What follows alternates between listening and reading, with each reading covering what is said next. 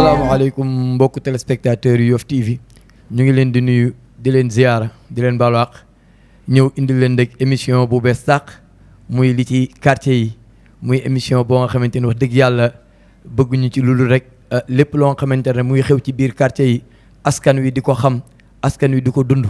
ndax wax dëgg yàlla télé bi émission tous les mercredis incha allah fii ci Yoff TV muy émission li ci quartier yi tey jii nag ñu am fi gan gu mag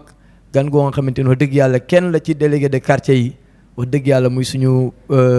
soppe suñu xarit di monsieur Gora Diouf nekk délégué de quartier ci quartier bii di Ndëngaañ tey ñu dalal ko fi ñu fas yéenee waxtaane léppi quartier bi Papa Gora maa ngi lay nuyu di la bàyyi nga nuyoog askan wi ñuy seetaan. ok njëgay sa ñu ngi lay fay di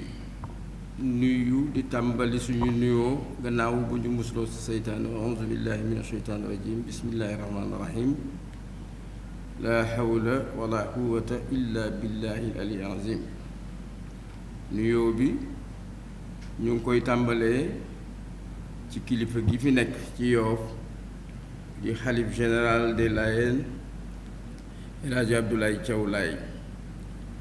suñu ko nuyoo yóbbaale na njabootu Seydina Limaamu gépp ñu teg ca imaam ratib Mohamed Ndoye mu yóbbaale imaam yépp ñu teg ci jaraaf Seeni Gueye mu yóbbaale coutume bi yépp mooy nuyuwaale yi ñi nga xamante ne ñooy délégué de quartier yi nga xamee ne kenn ku ci nekk ci ñoom man nga toog fi ma toog wax lu toll ni li ma wax mbaa lu ëpp li may bëgg a wax di leen nuyu yéen itam mi ñu dalal ci plateau Yoff TV di sant seeni technicien ak seen directeur bi di Sias ak mboolem ñi mu séqal Yoff TV ñu fas yéene nag dugg ci waxtaan boo xamante ne bii mu ngi jëm ci quartier yi ma leen di déglu incha allah. Jërëjëf Papa Gora mbokk yi mu ngi noonu gis ngeen ni ñu leen ko waxee rek noonu lay demee wax dëgg yàlla émission bi bëgg nañ léppi quartier bi rek di ci leere ba askan wi xam ni ñu dénk seen quartier ni ñu koy doxalee. incha allah tey dañoo tàmbalee Ndëngaañ waaye dinañ dem ci quartier yëpp di waxtaan ak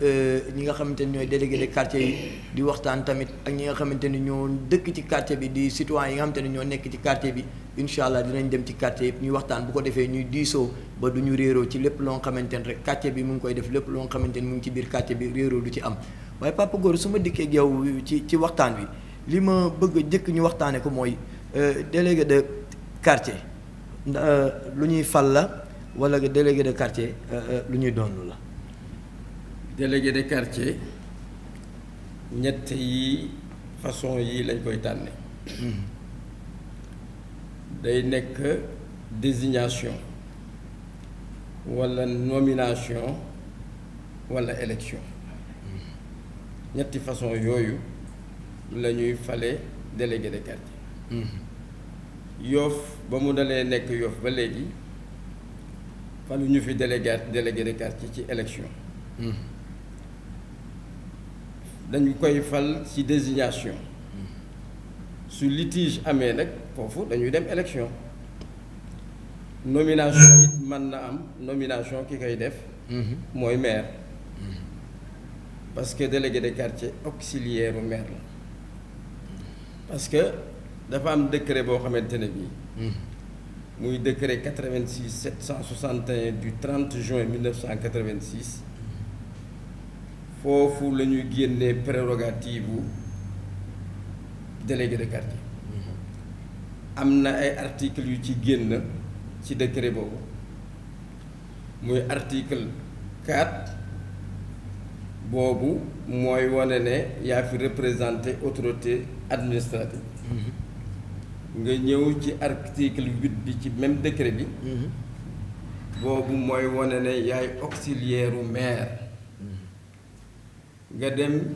ci article 9 bi boobu mooy wane ne yaa fi représenté impôt et domaine mais da ngay nekk collecteur secondaire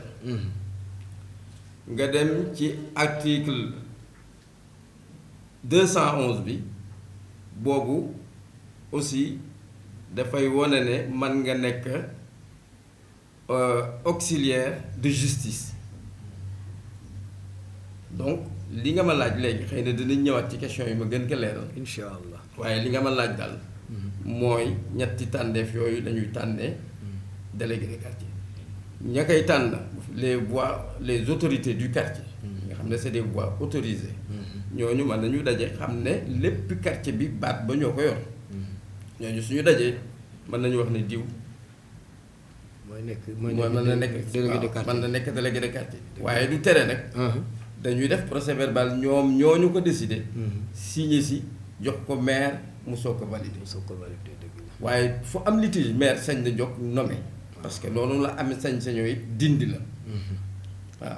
waaw ba tey ñu gis ni tamit délégué de quartier tey jii su ma la laajoon ne luy délégué de quartier nan nga ma koy définir ba ñi nga xam te ne ñu ngi seetaan xam lan mooy délégué de quartier. ok moom laa doon wax léegi délégué de quartier dañu ko teg ci quartier bi mu représente fa mën naay wax ne sous-préfet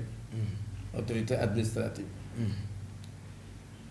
loolu rôlam ci biir dëkk bi ci biir quartier bi bokk na ci li ngeen miin muy certificat de domicile moo koy joxe bokk na ci li ngeen miin bu conflit amee moo cay jóg dox ci wax ci gendarmerie bu yónnee convocation ca délégué de quartier ba la ñu koy jox mu dem yóbbu ko parce que tey njagay su jotee nit ñu jox ko convocation bu gendarmerie walla bu police mu jëm waaxu di ko jox jubal ci kamul fantasy rôle di ko jox ay mel na ci judduwaat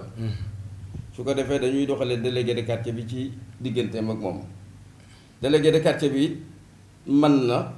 suñu demee gendarme mu fekk leen fa waxtaan ak ñoom ñaan commandant bi dal nañu ba tey nekk lii daal kii bu muy dem jaarul woon ci ñun gannaaw porte na plainte fii rek la ñu mën a ñëw ci gendarmerie ñaan leen ngeen tegaat ko ci suñu loxo ñu jubboo ba ñuy tële loolu bokk na ci rôle bokk na ci rôle délégué de quartier nit xale bu réer ay way juróom gisuñu ko ñu indi ko ci quartier bi kooku yaa koy fanaanoo yaa koy yor ba ker ba muy feeñ yaa koy dundal yaa koy sàng yaa koy wodd yaa koy def lépp loolu man am naa ci exemple boo xamante ne bi xale ba mu daloon sama soxna Fatou Gueye moo ko yoroon te booba sax nekkaguma délégué de quartier booba sama mbay bi am ju fi newoon est-ce que waaye xale boobu moo ko dugal CP1 ba CM2 ay wajuram ñëw nañ fi mais xale bi nangul woon dem ba ñu ko toppee it am na lu ci feeñ ndax maamam séeréer la waaye yaa amita jéen bu ndëngaañ dañ ko tudde woon xale boobu ba tey ba fi ma lay wax mu ngi sama kër bokk na ci rôle délégué de quartier wàllu hygiène dañ ko toppatoo wàllu hygiène parce que ONAS yi di bënd nii Alassane Mbengue macha allah délégué de quartier la waaye ñun délégué de quartier yépp ci moom la ñu jaar bu ñoo tëlee moom mooy woote ONAS yi nga xamante mooy ball ci mbedd yi loolu délégué de quartier da ci am taxawaay bu mu ci war a taxaw. kon yéen yoon may na leen bu ngeen gisee wàllu hygiène bu ngeen gisee comme foos yi di ball yi yoon may na leen yi ngeen jug dox ci wax ci ngir mu deñ ngir mu deñ parce que wàllu hygiène boobu daf ñu tënk ci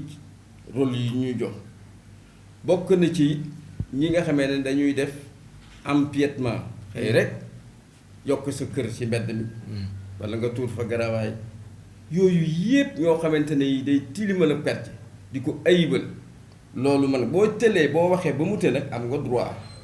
saisir numéro sous-préfet fi ma toog nii maa ngi ak numéro sous-préfet fi ma toog nii maa ngi ak numéro commandant gendarmerie waaye waxtaan wi ak maslaa bi ngay jiital bu teewee nag te lor ñépp nag nga def sa warugar waaw pour bañ a lor ñi ci des parce que dañuy gis ni nit ñi mbedd yi mooy seen mbaar yi moom lañu def mbaaru xar da ngay gis ku jël sa table ñëw teg ci mbedd nu mu la neexee bu ñu la waxee nga ni mbedd mi mbeddum buur la mais mbedd mi li ko buur moom moo tax yu bëree bëri population waruñu ko def mais yéen en tant que délégué de quartier nan ngeen di naxante ak ñoom ba ñu jële fi loolu ci loo xamante ni ñoom duñ ci frustré wu yéen du ngeen ci frustré wu. waaw xam nga wax naa sànq si ma njëlbeen wax ne ñun ñooy auxiliaire bu maire. maanaam maire su doon sër ñun ñooy njàmbaas. donc am nañu droit saisir autorité maire bi ne leen place sàngamkat dem nañ fa waxtaan ci masla pour que loolu nga xamante ne mën na lor nit ñi ñu jële ko fa waaye kañu ko doon digaaleel dafa dëgër bopp ba wax nañu ba tàyyi kon nag ñu ngi leen di signaler parce que tamit délégué de quartier bu télé day signaler maire. dëgg la waru ko fi jéggi di dem feneen. donc kooku bu boobaa maire bi mooy jël ay matukaayam kii wan na ko fi mu war a nekk. am nañu ciy bëgg a feeñ ak ñu ci dul bëgg a feeñ waaye sa responsabilité waruloo ci nëbb. da nga koy def parce que la nga jiital ci waxtaan bu téwee kooku dina xam ne waxoon naa ak yow ci masla ab buur rek moom xamul comme ñoom ñoo tudd mbedd mi mbeddam buur. buur bu ñëwee du wax ak kenn. comme moom la ñu féetale mbedd mi. mu jëlaat mbeddam. waaw dëgg la mu jëlaat mbeddam mbokk yi ni ñu leen ko waxee mu ngi noonu rek ba léegi ñu ngi seen émission li ci quartier yi tey ñu dalal fi suñu papa Gora Diouf nekk délégué de quartier fële ca Ndëngaañ waaye ñu di leen fàttali rek ni képp koo xamante ni bëgg nga participer ci émission bi rek bu fekkee contribution la booy indi wala mu nekk question booy laaj suñu papa Gora Diouf ñu ngi leen di déglu yéen ñëpp ci numéro bi nga xamante ni mooy numéro serveur bi di affiché ci suufu écran bi muy 77 717 23 59 77 717 23 59 ku ci dugg rek incha allah loo bëgg a laajte rek mën nga ko laaj wala contribution boo bëgg a indi rek di nga ko indi papa Gora ñu gis ba léegi nii dañ bàjjenu gox dafa am comité de gestion am délégué de quartier am yéen ñett kii yooyu nan ngeen di liggéeyee ak lan mooy seen différence yéen ñetti kii yooyu ci quartier bi daanaka différence amu ci mottalante la ndax délégué de quartier bi yaatu na mais bàjjenu gox bi bu ñëwee néeg kër gu ne daf fay dugg kon moo gën a wesaare mbir mi ñu nga ca kaw délégué de quartier yi dinañu dugg waaye li koy matale dëgg mooy bàjjenu gox yi nga xamante ne surtout ñoom ci sensibilisation ak loo xamante ni dafa jëm ci wér gu yaramu doomu aadama yi ñoom seen liggéey ci loolu la ëppee te ñu koy rafetlu parce que dinañu def prévention dinañu pousser nit ñu dem fa gis nga fi nekk ñu ngi ci coronavirus te yeneen xeeti feebar a ngi fi yoo xamante ne yi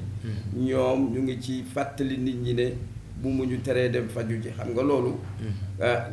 délégué de quartier bi mënul duggal ko fa bàjjenu gox mën a yegg délégué de quartier mënu fa yegg waaye dañuy mottalante rek ni ma la ko waxee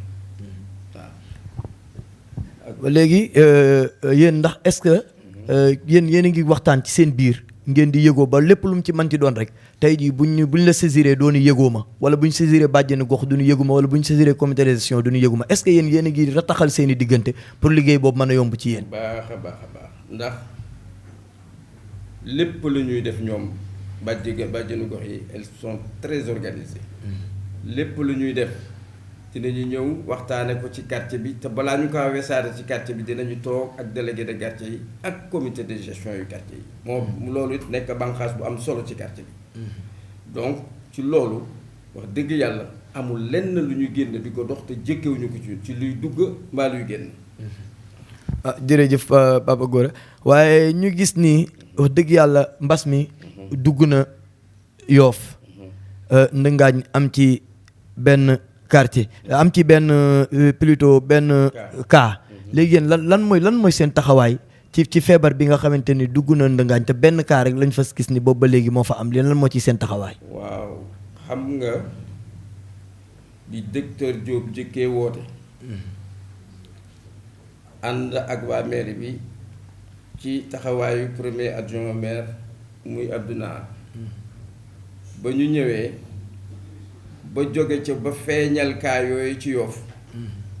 man ba ma génnee dama jóg automatiquement dem jël micro jàkk loolu bokk na ci rôlu délégué de quartier wax ne mbas mi ñu doon séentu di ko dégg ci Chine yëg se na ci Yoff bi mu ñëwee dugg na Ndingaañ te ba muy dugg Ndingaañ duggagul Mbengeen duggagul Ngapparu kon nañu doole moytu waaye gis nga xale yi wala noo fa léegi comité de gestion bi daal di jël ay check point maanaam ay raxas bërigoy raxasukaay ak yi muy àndal yépp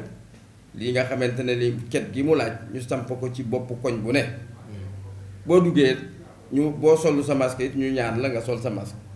man mii fekke naa benn yalwaankat bu toog ma génn ñëw sol sama masque ma ne ko sëñ bi ma woo ma ne ko da ngay yalwaan ma ne ko da ngay boole takk sa masque ak ñaari xale yi nga àndal ndax it mën nga ko fi jële comme mën nga ko fi indi dëgg la waaye mu daal di def loolu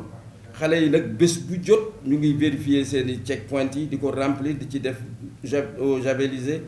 lii nga xamante ne moom la laaj lépp ñu def ko ba léegi ñu ngi distribuer ay masque gii ci ñoom laa ko jële te it ñu ngi koy joxe te boobu ba léegi taxawuñu man réceptionné naa ak jaraaf seeni ci jàkka ji 800 masques yoo xamante ne yi maire moo ko joxe woon joxewaat nañ fi yeneen 300 la ko jiitu da ngaa distribué waat na 1000 masques yoo xamante ne comité de gestion boobu ak xale yi ñoo ko saytu. léegi loolu yéen seen moyen bopp ngeen ci demee wala dañ leen ak mairie bee leen ci accompagner wala doomi Ndingaañ ñoo leen accompagner parce que loolu tamit dafa laaj budget. parce que li nga ma fi limal yépp nii am na biir Ndingaañ te moo am ci yeneen quartier yi wax dëgg yàlla xaalis moo koy def kon yéen loolu nan ngeen def ba réaliser loolu lépp. voilà ni ñu def ba réaliser loolu mooy wax naa la ne réceptionné nañu 800 masques yu maire yi. waaye 1000 ya comité de gestion bi bu Ndingaañ ñoo ko saytu. te président Khalifa Ndiir jiite ko. ñoo ko def kon nag ñoom parce que maire yi mook état yam mënuñu jox ñëpp. waaw bu ko defee yow it da ngay góorgóorlu li nga am nga indi ko. booleeg li mu la jox. parce que mbir yi foofu la toll. Fête daale moo mel noonu. waaw. jërëjëf ñu gis tamit ni Yoff TV. ak maire yi ak APEX. am na benn téléthon boo nga xamante ne def nañ ko. ngir lépp luñ ci jëlee rek. ñu delloo ko ci askan wi. loolu bi mu amee tamit séddale nañ ko. ndax ndimbal loolu egsi na ci yéen. ndimbal loolu egsi na bu baax a baax ñu di ko rafetlu. parce que it mooy li ma la wax léegi rek. état mënul lépp maire mënul lépp. téléthon boobu fii ngeen ko defee. muy ndimbal loo xamante ne ñëpp nga koy rafetlu. ngeen def ko en direct ñëpp di ko gis. la ca ruus leer nañ am transparence bu wóor. ñu leen ciy gërëm parce que tey jii bu ñu naroon a topp kër gu ne buntu kër nopp bu nekk ñu ne dañuy def téléthon di laaj dina metti mais fi ngeen ko lancé te terewul jóg ngeen gàddu seen mbattu seen leket toppat nit ñi. loola ba mu yëgsee si jàkk ji liste dañu ko jox. delluwaat na ca APEX. commission bi toog na. jaraaf seeni nit mënul def ci Ndingaañ lu mu wute. dëgg la bu ca sànnee kàddoom jóg toog it mu ngi ci wet gi.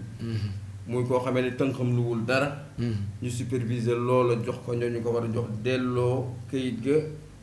waa APEX. pour mu am trace. wax dëgg yàlla ba mu ñëwee téyewuñu ko. ndax fi mu nekk nii. lu waay yor. bu dul woon mbas mi sax ci koor. da nga ko war a gaaw joxe. dëgg la. loolu taxit ñu ngi ñaan tamit maire bi ak état bi it parce que nit ñi joxe bu njëkk ba dañu yaakaar ne lépp dafa ñëw te lépp ñëwul état bi jotaguñu li ñu joxe maire bi jotaguñu li ñu joxe li ñu fi joxe mooy li fi APEX si joxe ak xalif général yooyu yëpp dinañ ci ñëw incha allah ci li état joxe ak maire joxe question boobu dinañ ci ñëw incha allah waaye ñu gis ni tamit ni Baye Ablaye Thiaw am na lu mu dimbalee quartier yi tamit loolu tamit dafa mel ni egsi na. waaw xam nga loolu mooy jaboot. ndax moom fu dul Yoff sax yóbbu na fa ndimbalam. dëgg la. kon xelam a ngi ci ñi mu dëkkoo. loola ba mu yëgsee commission bi sax dañ leen wax ne lii daal comme ci xalif général ba. la jóge kàddu gi imam bee ko moom ak borom dëkk bi. dëgg la ngeen santewaat xale yi ni ñu leen koy distribuer ngeen def ko. parce que loola. ndimbal la mu jóge ci xalif général. kon loolu bi mu ñëwee ci loxo imaam yi ngeen ko tegaat. loxo imaam yi. keroog ba ñu ko jotee imaam Amar ñaar ñu di ko wax njool moo wax. jaraaf seen i tëj wax man mii doon nañu jox kàddu sax man ne nañu ko bàyyi ak imaam beeg borom dëkk bi. dëgg la papa ñu deen ko fàttali ñu ba léegi ñu gis seen émission li ci quartier yi wax dëgg yàlla ñu deen fàttali numéro serveur bi mooy affiché noonu ci suuf képp ku ci bëgg indi ay leeral wala nga indi question booy posé rek boo ñu ooyee incha allah di nga ñu jot fi seen émission li ci quartier yi muy 77 717 23 59 77 717 23 59 waaye papa Gora ñu gis ni état dafa wax ni day dimbali nit ñi ndax mbas mi fi dugg wax dëgg yàlla maire bi tamit ni dina ñu génne ndimbal lu bokkul ak li état di génne ñu gis ni defoon ngeen ay recensement recenser nit ñi bind teg ba pare ndimbal li fi téléthon bi dugal ak li Baye Ablaye Thiaw joxe ngeen joxe ko est-ce que ñi ngeen bindoon ërtaluñ leen ngir la la état joxe ñëw na wala ñëwul est-ce que amu leen ci ay difficulté ak population bi. waaw wax naa ko sànq parce que it saakub ceeb ak gorosu sukkur boo ko gàddoo romb nit mu xam ne am na lu yegg si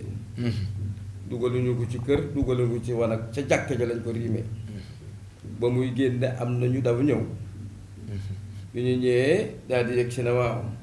man de dañ ma bindoon waaye fa lañ la bindoon bu fekkonte ne loola moo jëkk génn kiy jot léegi balaa moo jot nga jot waaye nag ndimbal mu xalifa bi joxe mënuñu ko denc parce que it lu mel noonu xëy na appel bi jàllul waaye da ko daan def ci appel bi kon nag bu lii ñëwee xelam demaat ci lii mel na ni rek def na ko ci appel bi ñu ko ci ñaanal yàlla may ko wér ak fan wu gudde yëkkati ko yàlla mën na lu ne yàlla na ko yàlla defal parce que feebar ak leneen jotewuñu dara yàlla bu ko sooboon léegi mu te yàlla na ko soob mu yëkkati ko may ko wér ak wér la ak rek am ba mu ñëwee noonu la ñu def am na ñu ñëw yaakaar ne ci mbir mi dafa ñëw fekk mbir mi ñëwagul ñu expliquer leen mooy sa question bi nga laaj dëgg yàlla am na ñu dikkal foogoon ne mbir mi ñëw na wala parce que ndëngaañ ba ñuy bind nañu 650 personnes 650 personnes ci biir ndëngaañ bokkul ak ñi nga xamante ne dañu bénéficier ci bourse familiale bi ñooñu 149 lañu ñooñu kon 600 su ma la déggee 650 personnes yi. bokkul ak 149 yi nga xamante ni bourse familiale lañ bokk. loolu lépp day duggaat biir ndëngaañ. léegi dafa am lu ca xew. parce que 149 yi. mooy bourse familiale mais 325. la ñu waxoon ne moom la ñuy jox ndëngaañ si Covid 19 bi. ñun nag ñu ëpp romb 325 ba dem 600 et quelque. ba ñu demee déposé ko ca maire ba ñu ne ñu da ngeen romba lim bi ñu leen joxoon donc loolu presque genn wàll gi dañ ñu ko delloo dëgg la waaw loolu bu yemoo ndimbalam Baye Ablaye Mamour yemoo ndimbalam APEX amul lu faj ndimbalu téléthon bi ndimbalu téléthon bi ok ndimbalu téléthon parce que ñu bari dañuy jaawale de naan APEX yi ndimbal li mu joxe mais du ndimbalu APEX yi gis nañ téléthon bi moom gis nañ ko ci télé bi ba ko Abdou Naar di jébbal waa APEX 8 millions yi gis nañ ne ko loolu moo génn ci téléthon bi maanaam seen i dërëm ak seen i ñaar dërëm yi ngeen dajale woon yépp moo noonu ñu jaarale ko foofu mu ñëw fii waaye téléthon bi moo collecté loolu merci il faut que mu leer surtout loolu te tamit téléthon bi loolu mu dajale dugalu ci jënd ci micro jënd ci xorom jënd ci suukar lépp da ko delloo ci askan bi dëgg la te it am na lu mu doon utiliser courant ma ngi doon daw dëgg la léppaa ma ngi doon daw ay ferem mais yooyu yëpp moom it daf ko dugal ci dëxëñ ci biir loolu boo ko doon calculer waruloo yem sax si 8 millions yi war nga xayma dépense yi ngeen def dolli ko ci ñu xam ne chiffre bi fii la yegg dëgg la waaye nag lii leen tax di def dëgg la ñu profité ci occasion boobu di gërëm suñu directeur général SIAS dafa dëgg yàlla nekk na directeur bu doylu ndax tey jii téléthon nekk na loo xam te ne bu ko neexul mu indi ay conditions teg ni nañ def nangam mais defu ko daf ni lépp luñ ci jëlee bëgguma xooluma gisuma ñoom sax ñoo ko imposé ni ko na sa ndaw ñëw mais moom soxlawu ci woon ñaar dërëm ndax askan wi moo ko tax a jug askan wi moo ko ñor bi téléthon pare li jëntiwul kiiwul kon moom ñu ngi koy gërëm ci geste boobu mu def ngir Yoff yàlla na ko yàlla fay waaye ñu gis ni tamit yéen feebar bi mu amee dañu gis ni ndëngaañ benn cas rek la am mu yam fa pour l'instant nii ban méthode ngeen liggéeyee ba tax cas bi évolué wul biir ndëngaañ communication nit ñi da ngay wax ak ñoom jël naa fi ñaari yoon micro jàkka ji di attirer attention nit ñi communication daf ci am solo ba pare nag mesures yi nga xamante ne dañ koy wax ñu respecté ko loolu ak ndimbalu yàlla mën na la fegul lu bari. communication bi dafa am nu muy demee parce que communication dafa garaaw. tey jii suñu waxoon ne ndëngaañ am na benn cas da ngay yem ci rek ndëngaañ am na benn cas. waaye bul ne Njuufeen am na benn cas Góoru Juuf la corona ba dal. mu nekk loo xamante ne lii da ngay mel ni kuy weer nit ki.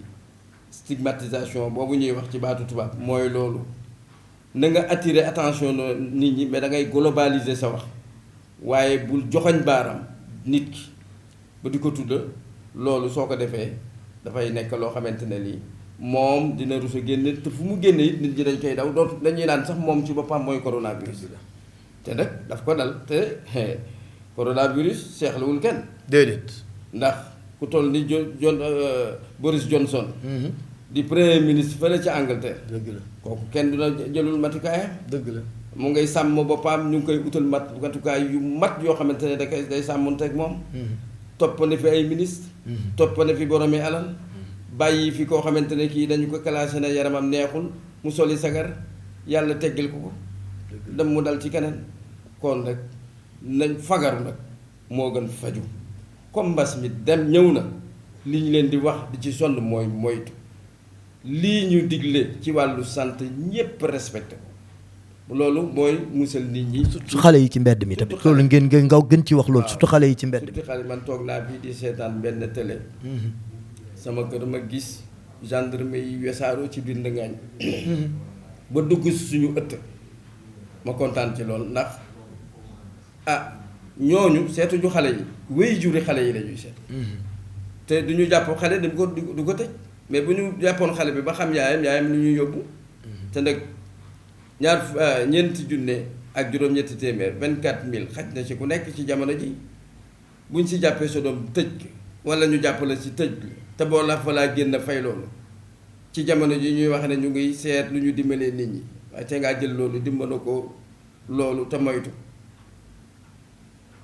loolu wax dëgg yàlla ñuy ñaaxaat way jur ñu téye seeni doom téye doom nag jafeñ na jafewul waaye am na loo xamante ne ni bu dikkee sim réew te boo ci génnee for ci benn mu jur fukk ak juróom loolu jar naa téye sa doom ak noo ko mën a defee te itam mbir mi dugg na ci Yoof bu baax kenn umpalewu ko dem na ba dugg ci ay quartier waaye tamit nit ñi man samay goro walla samay maami doom ñu nga ngapparu ma ne foog ma dem ngapparu mais loolu yoon santewuma ko te yow dégg nga fii imaam yi di wax lan moo tax léegi nodd gi ñu daan nodd kese ñu daan nodd ñu dugal ci soloofu buyeetu ko kenn mësu ko dégg déedéet mbir la woon duma imaam dëgg la waaye xam nañ ne jamono ko laajoon yonente di santaane ko sallallahu alayhi wa sallam kon nag loolu nañu xam ne yonente bi sax dégg naa dem na ba ne boo amee ay jur benn mala bi feebarul bu leen boole dëgg la waaye kuy moytu ñaari mala bañ a wàllante feebar estomac nit mala du jëriñoo nit mooy jëriñoo mala dëgg la waaw kon nag nit ñi nañu moytu dëgg la léegi seen sensibilisation nan ngeen koy defee ba tax yéen cas bi daal man daal loolu yëm na ma ci Ndëngaañ daal li tax daal Ndëngaañ daal ban stratégie bi mu am daal boobu daal boo ko mënoon a baaxee population bi bañu roy ci parce que tamit nit ki booy roy da ngay roy lu baax parce que gis nañu Ndëngaañ cas bi quartier yi mu dugg yëpp dafa am loo bu bari mais ñu gis ni Ndëngaañ bi mu fi duggee tamit benn rek la ñu am ñu ngi koy conserver benn cas boobu ñu ngi koy mais ban stratégie ngeen teg ba tax daal mu yamandi foofu daal loolu man daal loolu bëgg naa nga baaxe ko ñi nga xam ne ñu ngi ñuy seetaan ngir ñu roy ci Ndëngaañ waa kooku stratégie bi ciy jiitu xëy na sax booy wax boo indee yàlla ñu ne wax ji jeex na ay ndimbalu yàlla ngi subhaanahu wa taala ñuy ñaan mu saaru ci àddina bi yépp nag ba foofu kaa amoon mu yem waaye matukaay yi njagay sa lu jar a respecté la xale yi ngay wax ni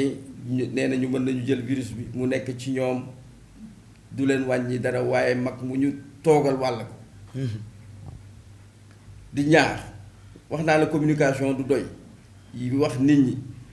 yée leen wax leen fi situation bu toll wax leen ni ngeen war a comportement ni ngeen war a doxale ak ni nga boo ko tàyyee rek def nga musiba kenn ku ci nekk nag bu ñu waxee ci rajo bi wax jooju da nga koy jël rek dëxëñ ki tekki ci sa biir kër boo xëyee di ko appliquer te seetlu na ni rek ñoom wax dëgg yàlla bi ñu koy waxee ba léegi kenn ku ci nekk la ñuy wax yaa ngi koy jëfe ñu di ci sant yàlla di leen doolee ñaaxit ne bu ñu tàyyi parce que kat Macky Sall le président de la République yu dégg ci discours am nee na mbir mi mën na dem ba septembre waaye yàlla mën na ko jeexal suba yàlla na ko def waaye di gi feek loolu weer woowu mu joxe bu ñu tàyyee def li ñu daan def rek du ma wax ne yéefa rek jullit waaye jullit loolu war na ko mën a bañ a dal kuy jàpp juróomi yoon ci bés bi wax dëgg yàlla cet kenn jiituwu la ci déedéet kuy jàpp juróomi yoon ci cet moom kenn jiituwu la ci kenn jiituwu la ci dëgg la loola buñ la ko waxee buñ la ko xool yaa ngi ci woon léegi kay da nga daawul jàpp jël saaboog wer de sawet teg sawet loolu nga ciy dolli ay fekk na loolu l'islam sant na la ko yàgg na dëgg la waaw dëgg la parce que li ñu aaye yëpp ci bi feebar bi amee l'islam tere woon nañu ko mu ngi noonu waaw nga dëgg kon mbokk yi mu ngi noonu ñu di leen ko wax rek muy li ci quartier yi ba dëgg yàlla tey ñu dalal fii suñu papa Gora Diouf mu nekk délégué de quartier fële ci Ndëngaañ saa su ne ni lay amee chaque mercredi rek incha allah ñu indi fi benn délégué de quartier toog ak moom waxtaan ak moom li nga xamante ni mooy xew ci quartier yi du yem rek ci délégué de quartier yi population bi ci quartier bi ñëpp dinañ leen indi fi ñu toog ñu waxtaan ndax lu ñëpp bokkoo dañ koy pencoo mais kenn du ko paccoo ci biir pencoo boobu nag ci la ñuy dalalee ñëpp fi ñu ñëw ñu bokk waxtaanee li nga xamante ni ñoo ko bokk muy quartier bi bu baaxee ñun la baaxal bu bonee ñun la bonal wax dëgg yàlla ñu xam tamit ñi nga xamante ni ñoom lañ dénk quartier bi ñu xam nan la ñuy gérer quartier bi ñu xam tamit yan taxawaay la ñu am ci quartier bi seen diggante ak maire yi lan moo leen liggéey yéen maire yi ak délégué de quartier yi nan ngeen di liggéey waaw kay mooy li ma la doon wax léegi ci njëlbeen gis nga kii ma yor nii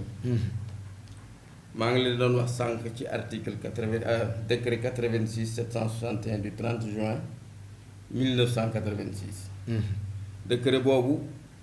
ci doon bu doon imam moo toog fii damay wax ne saar la article yi ñooy aaya yi ñoo juddoo ci saar woowu kon lii ma la doon wax léegi ne la ñun ñooy auxiliaire u maire donc bu doon sër ñun ñooy njàmbaas bi ndax arrêté ba dogal suñu nekk ak délégué de quartier ci moom la jóge na mu ko defee noonu la ko mën a dindee parce que itam fekkee délégué de quartier lañu la sas da nga jaar ca wet gi defuloo ko parce que délégué de quartier warul xuloo warul ŋaayoo jàmm lañ ko sante mu di ko war a def suñu diggante ak moom nag mooy moom léeg-léeg daf ñuy soxla woote ndaje ñu toog mu ne bëgg naa def nangam ak nangam ak nangam yéen délégué de quartier yi bu ngeen demee ngeen wesaare ko préparer lii bay bëgg a wax lii may teg lu mel ni par exemple amoon na fi mbir mu fi xewoon xam naa ne pandémie bii moo ko dog muy lu mel ni fiscalité locale doon ngeen ko fi dégg loolu tax ñoo jóg tey dëgg la waaye bis bu ñu ci tolloo yàlla def na it commission boobu maa ko jiite dëgg la mu ngi ci yoon waaye lii moo ko dog waaye bis bu ñu ci tolloo dinañu ko waxtaane parce que loolu moom jox nañu ko pour ñu liggéey ko ànd ak waa kër domaine impôt et domaine mu jógee it ci ministère de l'économie et des finances waaye loolu tax ñu jóg tey waaye ci mbir mi la pour te dire que maire daf ñuy sant ñu def lépp loo xam ne daf koy yëkkati sant dañ ko war a dox rendre ko ci compte muy ci lépp nag moo taxoon ma la bëggoon la wax ne décret boobu moo meññ article 4 bii article 4 bi délégué de quartier bi dañ ci wax ne mooy représenter autorité administrative bi am na loo xamante ne aussi sous-préfet bi da nga koy taxawal fii di ko rendre compte kon mën nga nekk yow ndaw sous-préfet ci biir quartier bi yaay tànkam fii yaay bëtam yaay tànkam mais nag da nga hiérarchiquement da nga am ku la féete kaw muy maire Abdoulaye Diouf Sarr li muy nekk ministre yi yëpp tey ci wàllu léppam mu nga aju si sous-préfecture parce que mooy représentant état budget bu ko sous-préfet validé wu du dem kon moom lu mu def balaa ci adopté wu il faut que sous-préfet joxe ci accord am mooy buntam bi muy nekk ministre yëpp kii nekk sous-préfet yëpp kooku bu rejeté budget bi Abdoulaye Diouf Sarr mënu si ñaar kon li muy nekk ministre bu ñu dellusee ci commune bi préfet lay déglu mu ngi noonu ok da koy daal di ilif foofu. donc loolu mu ngi mel ni ñun suñuy délégué de quartier gi. délégué de quartier lañu moom moo ñu ilif. dëgg la waaye ci coutume boo ñëwee fekk jaraaf. mu toog ci dëkk bi. te ñoo la tànn. ba kii mën na valider. ñooñu ñu say kilifa. ñooñu dañ daal di nekk say kilifa. alors moo tax ñoo article boobu génn noonu. nekk di article 4 moo la def auxiliaire bu maire. nga ñëwaat fii ci article 8 article 4 moo la def représentant sous-préfet article 8 moo la def auxiliaire bu maire. nga ñëwati fii ci article 9. ci même décret bi. ñu ne la yow maanaam bu ñu doon fay impôt. yow bu waa impôt ndaw yi impôt domaine ñëwee. da nga leen di accompagner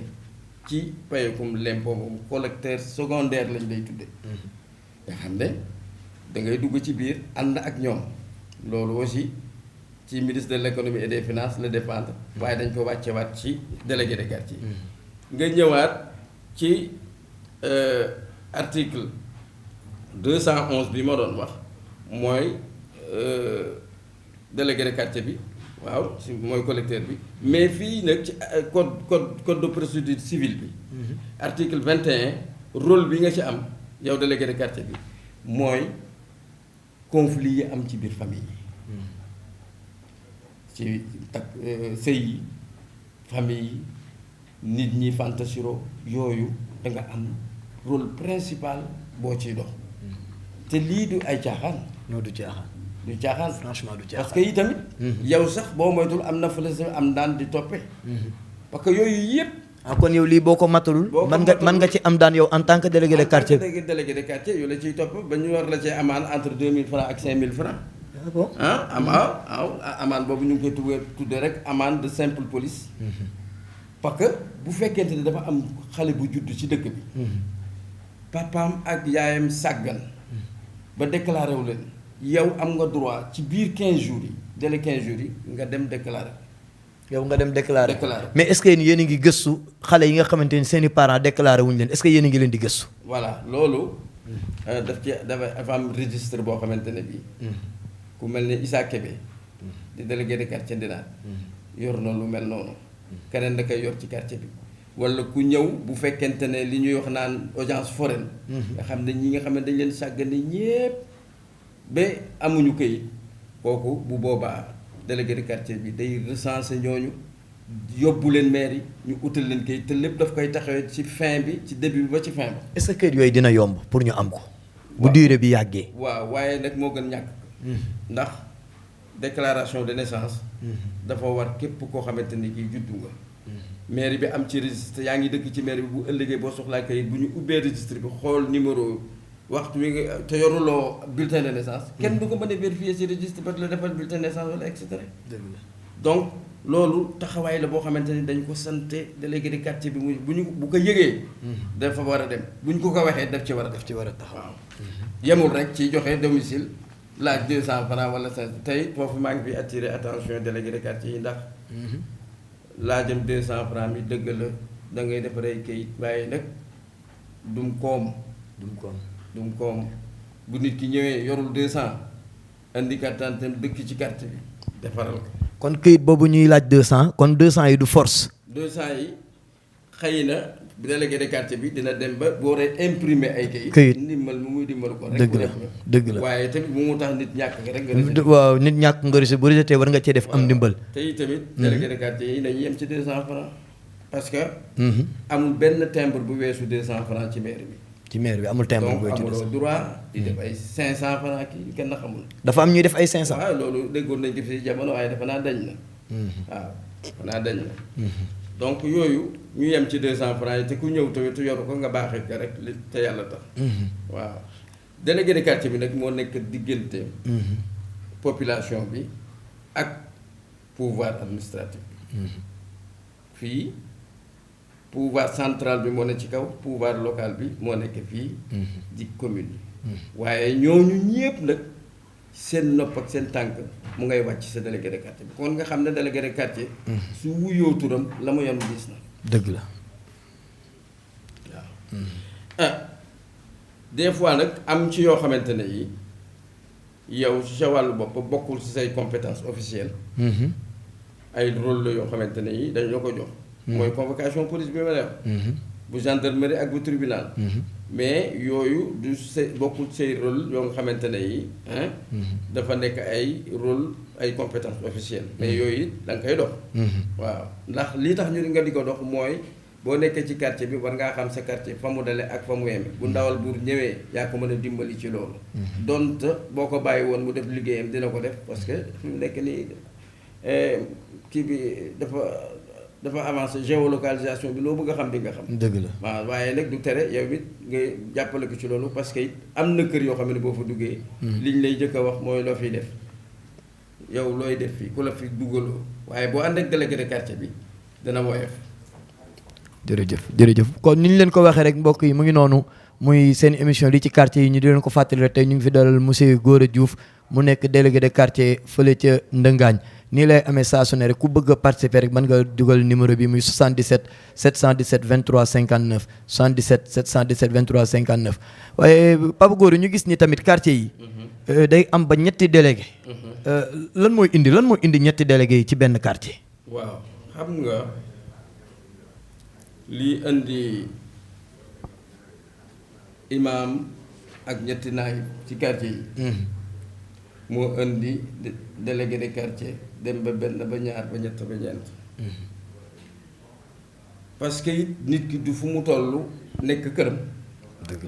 du fu mu toll am wér du fu mu toll am mën a jóg dem di doxi lenn donc jàpp nañ ne bu fi ñaar ba ñett nekkee ba ñeent quartier boobu ñeent ñooñu mënuñu absent doo déedéet mënuñu fa jógandoo kon la nit ñuy dox bu ñu fa fekkul ma sàmm war nañ faa fekk ma dem ba pour que dara bañ a sooxe parce que télé am na dina dal imaam yi nga jékki-jékki imaam bi doo ko gis nawet bi ñëw loolu dañuy bañ julli gi sooxe bañ a taxaw bu fa kenn nekkul it ñu seet sa mbooloo ma ko fa ne mu jiite waaye loolu man am sa délégué de quartier parce que ñeenti délégué de quartier yi suñu fa jógee keneen mënul jouer rôle boobu te itam Mamadou Diop bi mu fi newee dafa nemoon ay délégué de quartier Pape Diop ñëw nommé ay délégué nommé laa la wax de waaw kooku du élection du leneen nommé la nomination la waaw léegi Abdoulaye Diouf Sarr bi mu ñëwee képp koo xamante ne kii Pape Diop bi mu ñëwee bu fekkee délégué de quartier dana ko wàññi ko nañ ko remplacer waaye noonu la ko doxale Abdoulaye Diouf Sarr ñi mu fi nommé it dañuy remplacer yi nit wax nga wax sànq ci si njëlbeen wax ndax dañ koy doon na déedéet délégué de quartier kenn du ko doon na imaam kenn du ko doon na nit ñi ci quartier ba ñoo lay seet ca ñeeyor baatu quartier ba ñu désigner la nee naa la ñetti forme yi la ñuy tànn délégué de quartier nomination élection ak désignation te loola ñoo yore kàddu dëkk ba ñoo koy def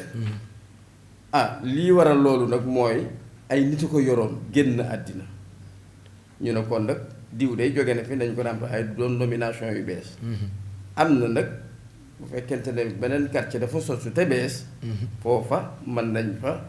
nommé benn délégué bu bees waaye illa bi daal mooy bu fi kii newul na fi kii nekk affaire bi bañ a taxaw est-ce que yéen a ngi waxtaan ngeen bu demee noonu ñetti délégué de quartier ci benn quartier est-ce que di ngeen gisee di waxtaan pour réeroo di bañ a am ci seen i diggante lu xew ci quartier bi waaw loolu léeg-léeg sax ñett ña fa ne ànd dem doxi ji mbir bu téye bu ko kenn doxee mu téye nga woowu informé ña sa des ngeen ànd dem doxi ji ko parce que suñu dëkk bi li fi nekk xam nga ko dëgg la ñu ngi ñaan sax naan nañu fi def gendarmerie waaye boobaa délégué de quartier kenn dootul xam lu muy liggéey ndax ku jéggi tali bi dem gendarmerie dëgg la baax na lool waaye suñuy dëkk yi nga xamante ne koo okk xurika bu jubal gendarmerie ñu ngi fi ñaan gendarmerie de waaye mën na yegg jur loo xamante ne lii doy na maar parce que ñenn ñi bu ñu amul paase foire sax mën nañoo tàyyee dem waaye boo leen defalee gendarmerie fii si taatu kër gi dëgg la koo si këppam raxasoom sax mu dem gendarmerie dëgg la tey problème dëgg la régler ko à l'amiable loolu la ñu sante moo gën ak bépp bu mu mën a doon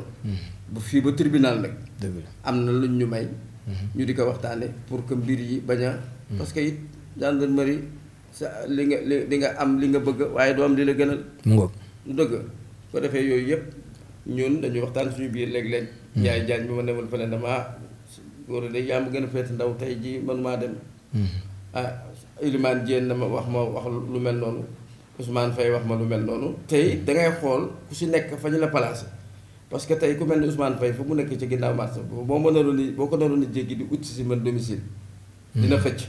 boo ko uti naree uti ci sa Njaay Jaañ dina xëcc. bu fekkee histoire dafa am te jigéen ma si biir kër gi sama koñ. boo laa oowee ci Ousmane Faye maa gën a jige. dëgg la moom it la même chose. dëgg la looloo tax ñu yaatale ko noonu. dëgg la loolu am na solo loolu moo tax ñu yaatale ko noonu waaye délégué de quartier. bu ñu ko indilee convocation. lan la ñuy xaar ci moom ci digganteem ak ki nga xamante ni ci convocation bi ci moom la jëm. waaw suñ ko indilee convocation man soo ma indilee convocation dinaa la laaj loo jotee diw. nga wax ma mën na la waaye mënoon ngaa jaar fii ma jéem bu téwee nga soog a dem ma dem ci diw moomu nag diw de moo la fi indil convocation loo jotee ak moom mu wax ma ma ne ko ginnaaw teg ngeen ma fi dem gendarmerie man dinaa leen fa fekk waxtaan ak commandant bi su fekkente ne mën na bàyyi mbir mi sama loxo ci seen ak déggoo ñu def ko am na ci ay nit yoo xamante ne dañu porté woon plainte waaye dañ mujj retiré seen plainte bu ñu la xaañee mbaa ñu gaañ la ci la nga xamante ne ni moom nga fere ci wàllu médicament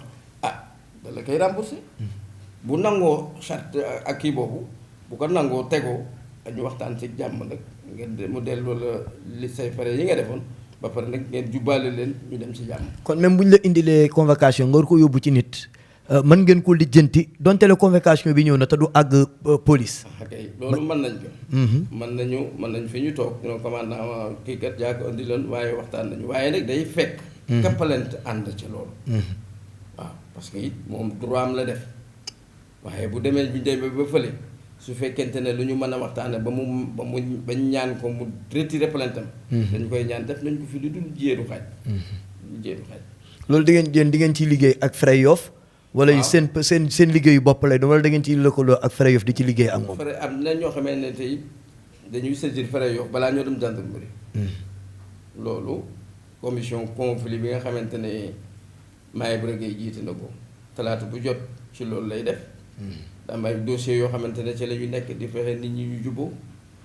bu ñu kiiwee tamit bu fekkente ne gendarmerie def na dañ ko defal rapport jubbaale boobu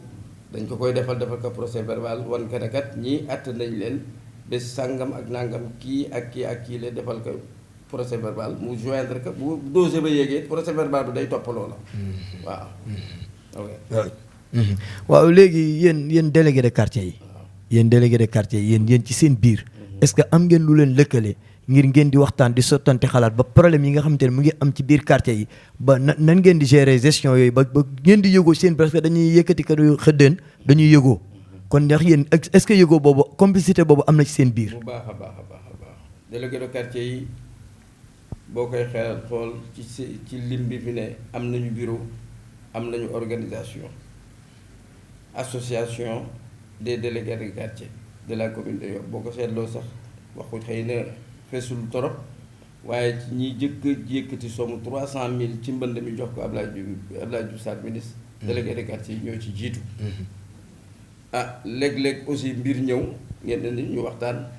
waaye xam nga nekk délégué de ci quartier taxul nga beddi kilifay quartier yi nga xamante ne ñoo la faloon. waaw su ko defee dañ koy waxtaane ñoom it ñoo ñu fi teg ñu waxtaan ak ñoom xëy na sax la ñuy décider wala la ñuy waxtaane mën naa génn ci seen cadre du ñu appliquer loolu. waaw parce que it diisoo bi ak waxtaan waruñu réeroo. waroo xëcc jaar gauche ma jàkk bi parce que ay charte moo ñu lié. dëgg la waaw waroo jaar ko génn. dëgg la mbokk yi mu ngi noonu muy suñu papa Gora Diouf ñu dalal ko fi seen émission li nga xamante ni moo nekk ci quartier yi mu nekk wax dëgg yàlla ko nga xamante ni délégué de quartier la comme ni mu ko waxee rek gis ngeen ko ñoom ñooy saytu quartier yi di xool li nga xamante ni mu ngi ci biir quartier bi wax dëgg yàlla ñu ci def seen kéemtalaay kàttan nii lay demee saa su ne fii ci Yoff TV ni ñu leen ko waxee rek wax dëgg yàlla chaque mercredi rek ñu indi fi benn délégué de quartier wala kenn ku dëkk ci quartier bi mu toog ñu waxtaanee li ci quartier bi kon na ñëpp préparé rek xam ne incha allah chaque mercredi rek dinañu oo kenn fii ñu bokk toog waxtaan li nga xamante ni moo nekk ci quartier bi papa lan mooy sa dernier mot ak looy tàggoo. waaw li may tàggoo. xam nga première émission te nit ñi dañu tàmbali nelaw yu bëccëg. dëgg la xëy na tàmbali gi toujours noonu lay demee oto bi mën naa sooxe. parce que it lu mu gën a jëm kanam rek. ñii mujj ñëw mottali ko. li may tàggoo nag mooy nit ñi maa ngi leen di ñaan pandémie bi nga xamante ne bii moo fi am parce que épidémie la commencé woon. jóge épidémie dem pandémie. te pandémie endémie moo ci topp. nga xam ne loolu moom musiba tey ni la musiba naaru la. luy endémie. endémie. loolu moo ni muy propagé wu ni nu ko gën a garaaw lay def. kooku sax boo koy seet day bu ñu fa yeggee maari day tàddi day faagaagal rek. yàlla nañ ci yàlla kon nag endémie moo gën a garaaw pandémie. pandémie moo gën a garaaw kii nu mu tuddati nu ma koy waxee woon sànq bu njëkk bi. endémie waaw donc na nit ñi fagaru xam ne jéegu bu njëkk ba. épidémie bi loolu amoon na fu mu toll waaye weesu nañ ko. ba jàll ci pandémie. pandémie nag yàlla bu ñu ko weesu mooy jur endémie. te loolu dafay yaatu tegloo jur ay faagaagal yu yàlla bu ñu fa yegg. yàlla bu ñu fa àgg. te li ñu koy may nag. mooy li ñu digal rek ñu def ko. surtout loolu moytu. dafa am benn mag mu wax mu ne ma xam nga gàllaaj gi gën a rëy ci àddina ma ne ko déet mu ne ma mooy moytu. nit dafay moytu. donc li ñuy dénk nit ñi rek mooy lu ñu dolli woon nañu ko dolli. ñii nga xamante ne ñii mbir mi dal na leen yàlla ne ko yàlla teggi. amiin ñi nga xamante ne ñii bu kenn bañ a naagu ku ne am naa benn it fexeel ba sa benn booba. la ko moyoon bul tàggoo ak moom. li leen ñaanal nag yéen waa Yoff Mbollo TV. Yoff TV. di wax aussi di profiter seen antenne bii. ne dajaloo bii ak bennoo gi ngeen nekk. képp koo xamante ne kii da nga bëgg yëngu ci mbir yu mel nii. fexeel ba jigee Yoff TV ñépp xaj nañ ci. parce que itam départ ba ñii dañu ku nekk da nga beroon sa daara. ñii comme que léegi yàlla def na ba ngeen dajale tudd Yoff TV ñuy ñaan képp koo xamante ne kii wallaay da nga bëgg a dugg ci affaire bi nga ñëw dugg fii ñu wax la condition yi nga fii nekk nga bokk ngeen nekk wenn say. parce que boo beree sa daara. Yoff dafa am spécificité boo xamante ne bii nit ñi. am na loo xamante ne rafetul ñu di ko gis ci télévision. ci dëkk bi ngeen dëkk bu ngeen lënkoo ku fi dëkkul mën na jàllale image boo xamante day ternir image yu dëkk bi. te loolu rafetul. loolu nag nekk ci biir benn jataay ngeen respecté cahier de charge la ñu sooy doxal ñu dox ko. te li ci ëpp lépp xam naa ne du leen mës a wane lu ñaaw fii ci Yoff. waaye nag ku ñëw ak sa sëggal guy bu la neexee nga def lu la neex te loolu la ñuy moytu. kon nag yàlla na leen yàlla jàppale. amiin yaa rabbal xalifa bi ma delluwaat di wax ne yàlla na yàlla may ko fan gudd bu wéral ko. dolli wéram.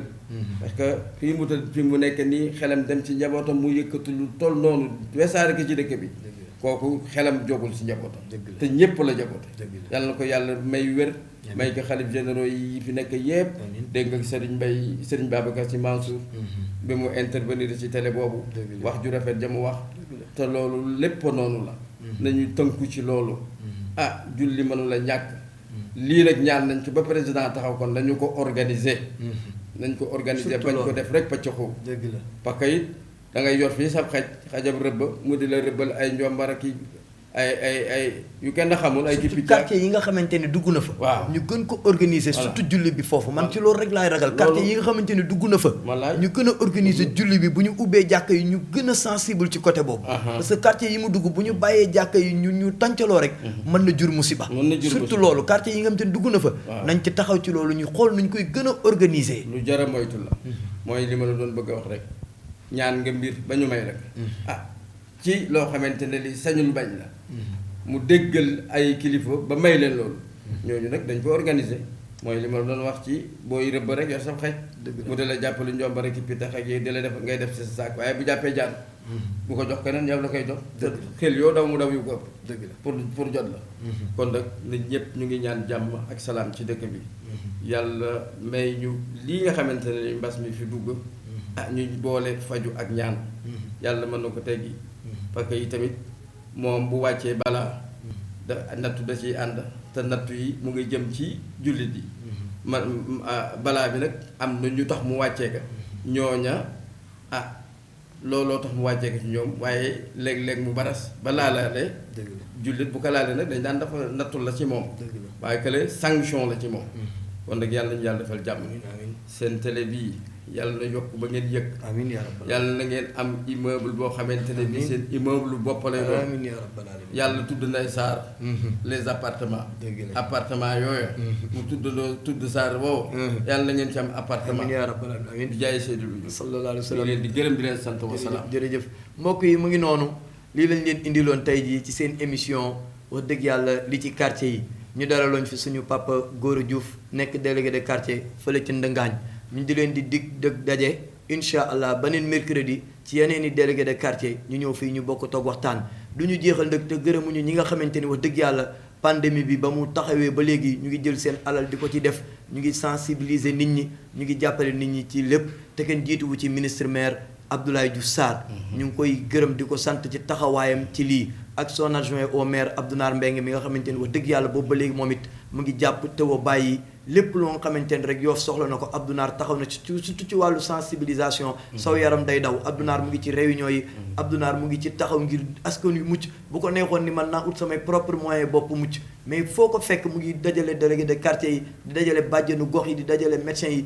ngir nu Yoff mucce waaye dëgg yàlla mooy dogal li fi dugg du lu mu neex kenn mais yàlla la soob mu indi ko fi moom mi mu soob mu indi ko fi nag yàlla na ko fi soob mu génne ko fi ci barke yonent bi di sant Baye Ablaye Thiaw wax dëgg yàlla ci ndimbal yi nga xam te ne joxe na ko ci dëkk bi ndax soxla woon nañ ko mu def ko ak waa téléthon bi bàyyiwuñ kenn soxna Thiaw laay mi ngi doomam di ko jàppale ci biir ak ci biti ak ahlu bayti gi yëpp ñu ngi leen di sant ci gestes yi nga xam te ne ñu ngi koy def ci biir dëkk bi wax dëgg yàlla di sant ñi nekkoon ci caméra bi di ñu jàppale muy Mandione Laay ak